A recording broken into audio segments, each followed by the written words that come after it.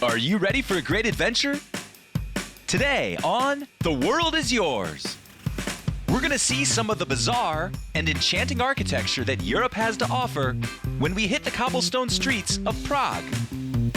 After playing Night at the Castle and posing for a photo in front of the Charles Bridge, we jump over to Taiwan, where national parks are made of marble and museums are filled with unprecedented collections of ancient artifacts. We'll chow down on a bit of local grub and jump over to our neighbors in the Philippines. There, we'll wander the rice terraces in the mountains and plunge into the depths to find reefs on sunken World War II ships. Ready? Let's go!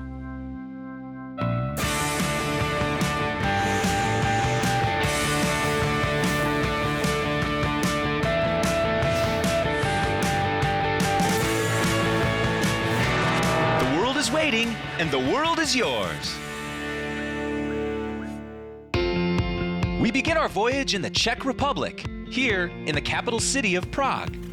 Prague is located right near the heart of Europe and has maintained an important role in history, especially when it comes to its architecture.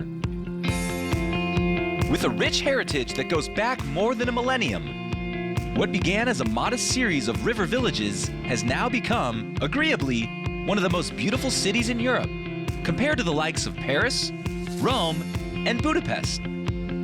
Today, the urban sprawl reaches over the terraces and hills for 192 square miles. There's a lot to see, so we better get started. Prague is the perfect beginning to our journey. The city is driven by art and creativity. It's a reputation it's been proud to uphold for thousands of years. Every year, millions of people flock here to experience the culture and to see the melting pot of architectural influence. Authentic restaurants and stores line the cobblestone streets, particularly in the Old Town Square. The Baroque European style is everywhere, from the storefronts to the stonework. Having gone through multiple reconstructions over the past 1,000 years, the blend of styles is really unforgettable. In front of the Old Town Hall, we'll enjoy a fascinating mechanical performance, which in the Middle Ages was considered one of the wonders of the world, the Prague Astronomical Clock. For over 600 years, it has brought wonder to Prague and remains one of the most incredible machines to have survived the medieval ages. It draws people from all over the world for the procession of apostles, moving statues, and the visualization of time, like no other instrument in the world. Just down the stony road from Old Town Square, it won't be hard to find the Charles Bridge, one of the most visited locations in Prague. The Charles Bridge is a beautiful sight to visit in any weather, snow or shine. If you get lost, just look for the ancient towers of the Prague Castle. The Prague Castle is, by far, Prague's most popular attraction. You'll see it even before you reach the city. The spear-like spires loom above the city, dominating the beauty of the skyline. Today, the castle serves as the seat for the Czech president, Miloš Zeman. But it has also been the seat for other Czech monarchs, dating all the way back to the 9th century. And though it's seen a few shakeups over the past few thousand years, it's always radiated elegance. Today, the castle grounds are home to historic buildings, museums, and gallery. It's also fun to note that it's recognized as the tallest ancient castle in the world. The tallest, at a staggering 1,870 feet long and 419 feet wide. You'd have plenty of space to stretch out. About 7 football fields of it. It will take a day to truly take in the sights this historic structure has to offer. And though Prague Castle is, categorically on its own, the city is stocked filled with periodic structures, like our next location. The Church of St. Nicholas is one of the many Gothic-style buildings in Lessertown, with its blue-green dome and accompanying steeple and tower. It's as memorable on the skyline as the Charles Bridge and Prague Castle. It hasn't been around as long, around 300 years, But the Baroque European church has been a visual lure to millions of people a year. Just as magical as the surrounding buildings is the inside of the church. You can look up at the silt windows from the floor, all the way up. Gold and smooth stone elegantly adorns the room around you. An unrealistically graceful chandelier hangs over the pews. It's surely one of the most beautiful churches in Europe and a must-see while in Prague. Let's keep things rolling and jump to our next destination. We're gonna need comfortable shoes at this stop. But first, let's test your world knowledge. Taiwan has land across more than 80 islands, but the main island is home to approximately how many people? A, 1,000. B, 1 million. C, 100 million. D, 23 million. The answer coming up when we return to The World is Yours.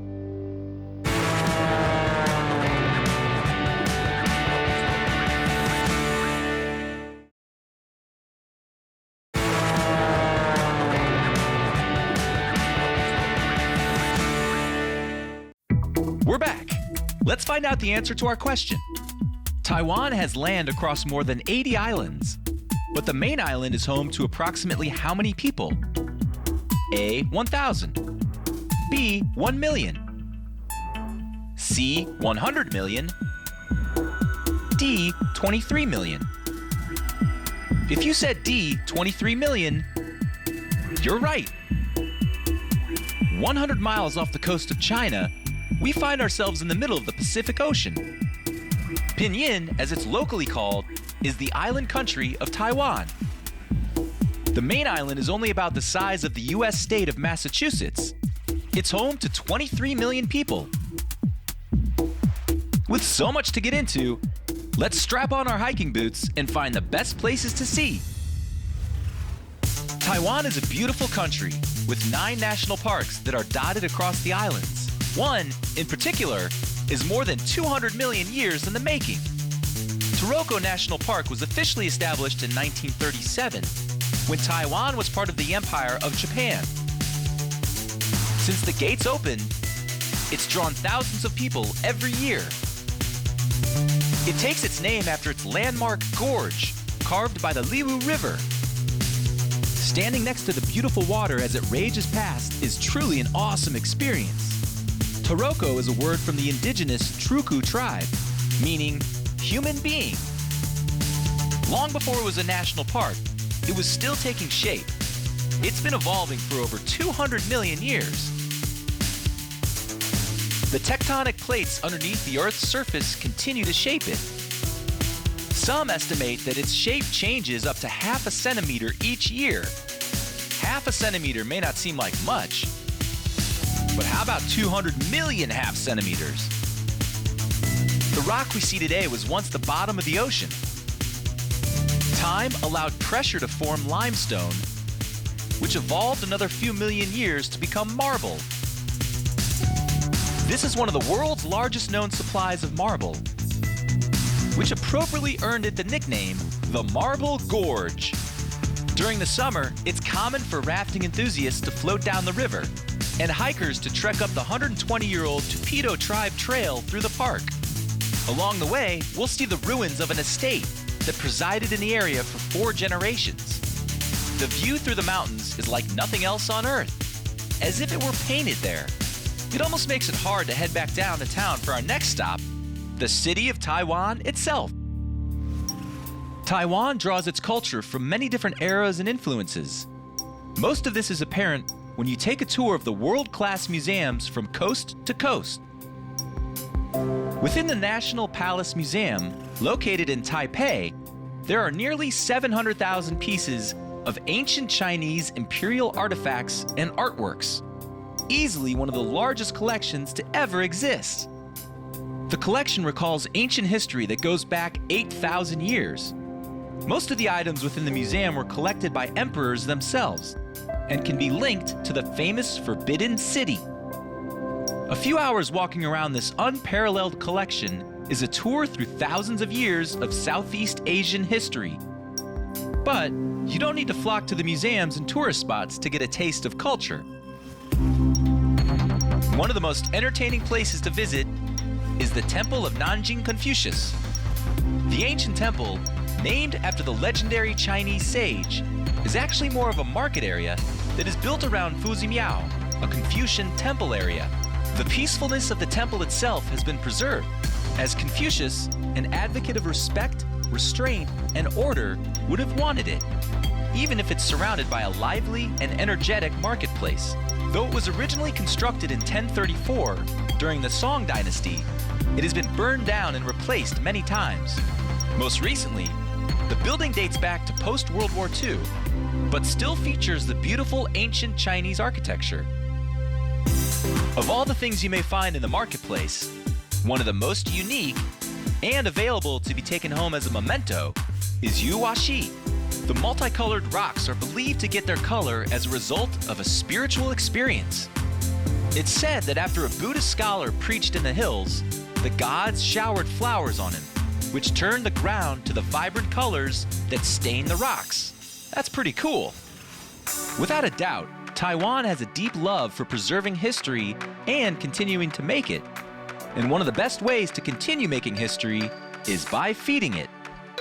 Taiwan is home to so many delicious delicacies that you could make a colorful menu of all the choices. And that's exactly what we'll do. All right, prepare your chopsticks and your appetite, because you're gonna need both. Taiwanese beef noodle soup is one of the most popular dishes, and it's been a favorite for a really long time. While there are many variations of the broth-based soup, the braised beef and Sichuan peppercorns are the distinguishing ingredients in Southeast Asia. Oyster omelets are another local favorite. As an island nation, fresh seafood is a staple in many dishes. Oysters are among the most common and tasty around. For dessert, try the yunqiao, jelly-filled dumplings whose round shape and sweet taste symbolize happiness and harmony. To help wash down these dishes, you won't need to search hard. Try Taiwan's favorite drink, pearl milk tea. The drink, also known as bubble tea, has become extremely popular. This modern spin on black tea has taken its hold all over the world. It's been enjoyed everywhere from Taiwan to East Asia, Europe, the United States, and even the Middle East. Milk tea with pearls, bubble tea, is not only a pretty drink, but offers a new taste and experience. You can feel the soft chew of the round pearls that add a pleasant texture and burst of flavor. After that indulgent feast, there's no time to take a nap. We still have one more place to see. We don't have to go that far, but we will need a boat. But first, let's test your world knowledge. The Philippines is located in one of the most active volcano areas in the world, earning it what name? A. Ring of Fire. B. Volcano Land. C. Ring of Doom.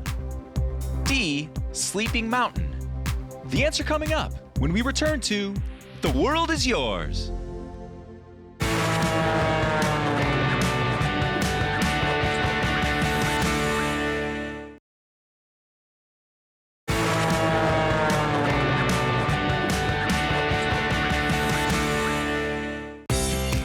We're back. Let's find out the answer to our question. The Philippines is located in one of the most active volcano areas in the world, earning it what name? A. Ring of Fire. B. Volcano Land. C. Ring of Doom. D. Sleeping Mountain. If you said A. Ring of Fire, you're right. In the province of Camiguin, there are more volcanoes, 7, than towns, 5. There hasn't been an eruption since the mid-1950s. But the island has the highest number of volcanoes per square mile of anywhere on the planet.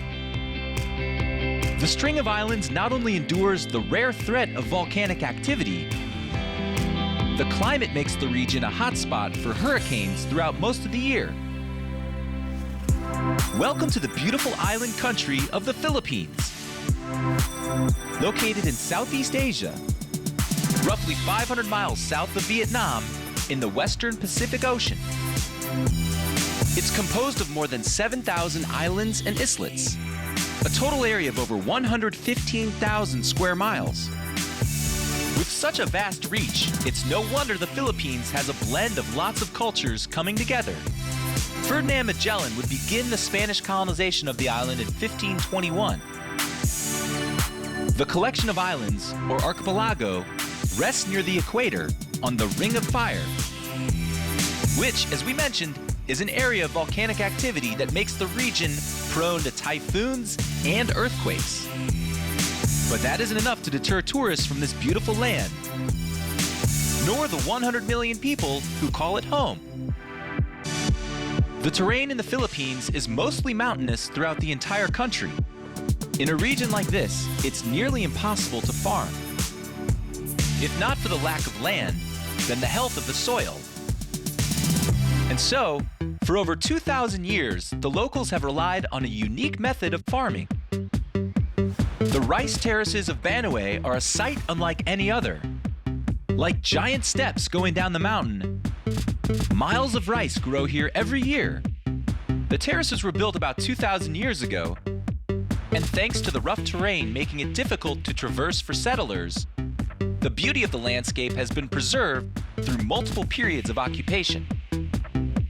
Known as the Banaue Rice Terraces, they stretch across several villages and provide sustainability for the locals. The irrigation system is considered an engineering marvel, even by today's standards.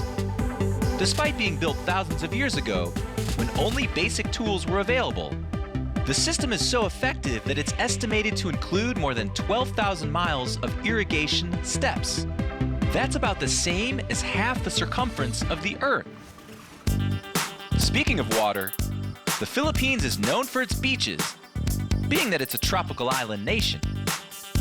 With approximately 22,500 miles of coastline across more than 7,000 islands, there are plenty of options. After catching some sunshine, we'll head inland to our next stop. The city of Puerto Princesa is the westernmost city in the Philippines. Home to more than 250,000 people, Puerto, as it's often called, is the capital of Palawan, a Philippine province. It's one of the most urbanized cities in the country and is seeing recent growth due to tourism. One of the main attractions drawing crowds is the Puerto Princesa Subterranean River, an underground river that flows for around 5 miles. Until the discovery of an underground river in Mexico that stretched over 6 miles, it was the longest subterranean waterway in the world.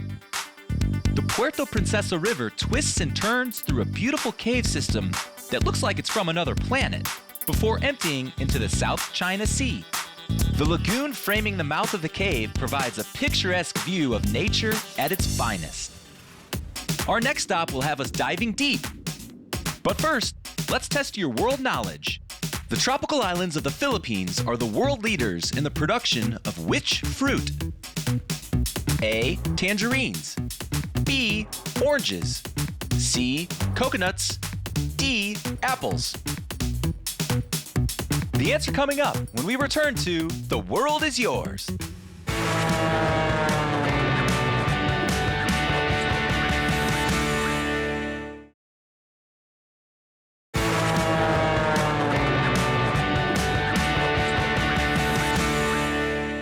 We're back.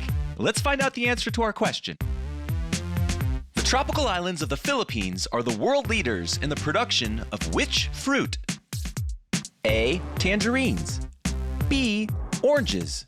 C. Coconuts. D. Apples.